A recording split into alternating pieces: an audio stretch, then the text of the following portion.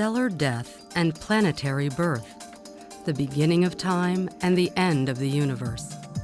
As it enters its 15th year in orbit, NASA's Hubble Space Telescope continues to be the most productive space science mission in history, showing us the wonders of the cosmos like no other telescope ever has. Stars die in one of two ways. They slip gently into the night, or they go out in terrific blasts. When stars die quietly, they often create majestic sculptures of gas and dust to mark their graves. For centuries, astronomers studied these nebulae, thinking them to be simple bubbles of gas. But Hubble observations have revealed structures of surprising complexity. One such nebula is the helix. What we expected was something much like my glasses here, where we'd have a rim, and then we'd have a disc of material like the glass lens I have. And then what was interesting to us was that the glass would be tipped with respect to the rim. So in the Helix Nebula, the disc is tipped with respect to this ring. The complex double ring structure of the helix is baffling, inspiring new questions about how stars die. For more than a year, Hubble has been observing a peculiar star in an obscure constellation. That star flared up once and became briefly the brightest star in the Milky Way galaxy. Hubble sees the star's light echoing off of gas and dust clouds lurking in the space surrounding it. On October 9, 1604, something flared up in the western sky. Astronomer Johannes Kepler observed the event, which he called a nova, or new star. The telescope had not yet been invented, so sky watchers could only observe the exploding star with their naked eyes. Modern astronomers have an array of powerful space-based telescopes, including the Spitzer Space Telescope, the Chandra X-ray Observatory, and Hubble to watch the heavens. These great observatories are surveying what's left of Kepler's supernova in infrared, X-ray light, and visible light.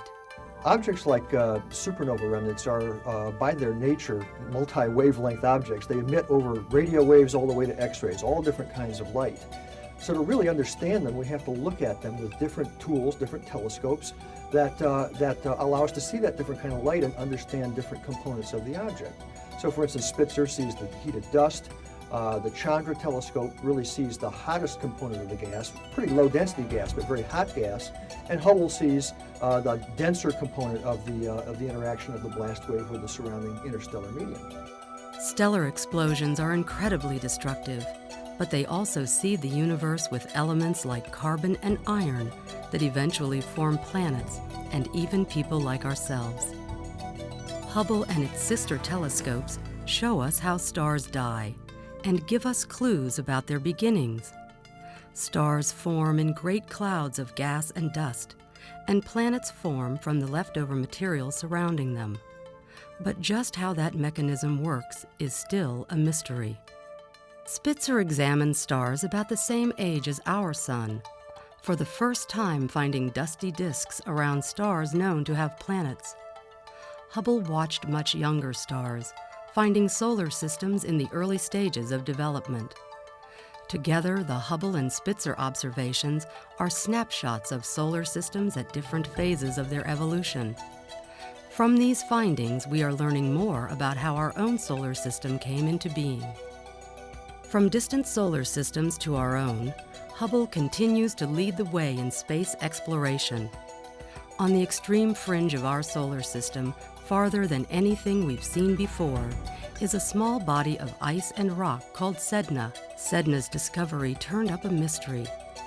Because of its slow rotation, astronomers expected Sedna to have a moon, but it doesn't, so the mystery remains.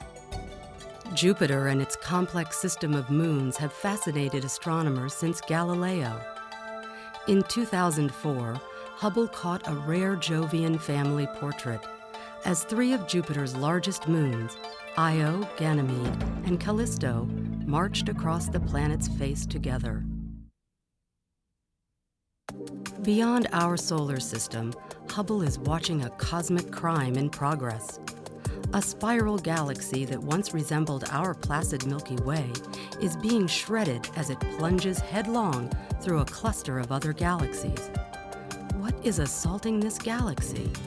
This galaxy, C153, is flying through a rich cluster of galaxies at 3,000 miles a second.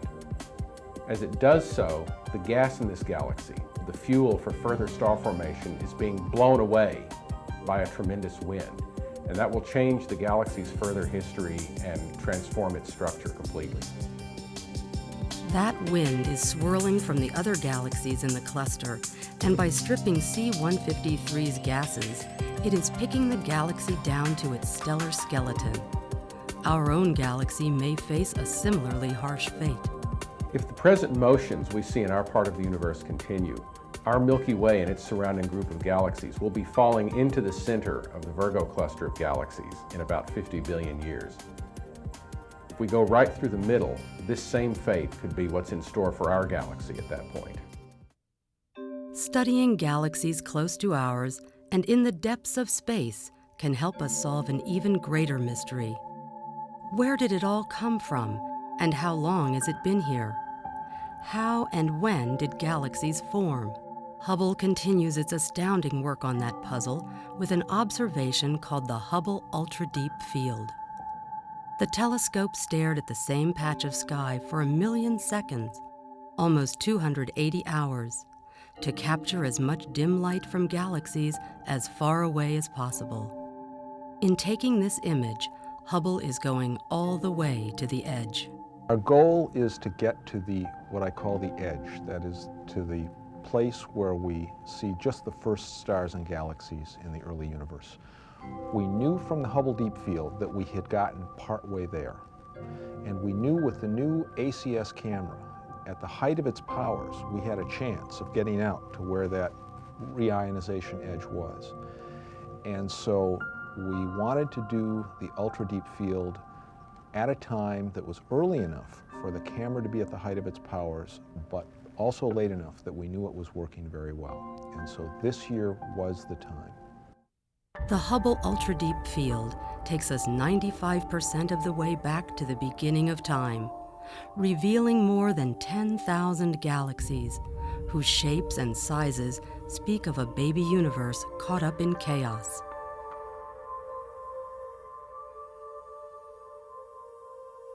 The light from these galaxies has been traveling for billions of years before being captured by Hubble. The result is an image that stretches across billions of years of cosmic history, back to a time when the first galaxies began to glow.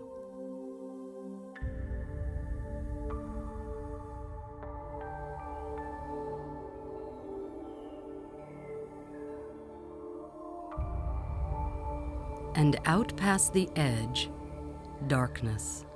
This is as far back as humanity has ever seen into the universe, in infrared and visible light. It will take future telescopes looking only in infrared wavelengths to see beyond Hubble's extraordinary range. Will the universe that began in a big bang end in a big rip? Hubble astronomers ponder both ends of the cosmological question by observing distant galaxies. By gauging the brightness of supernovas in distant galaxies, we have discovered an energy permeating all space and producing a repulsive force that is driving the universe apart at ever-increasing speed. One of Hubble's largest surveys turned up dozens of supernovas useful for probing the nature of dark energy.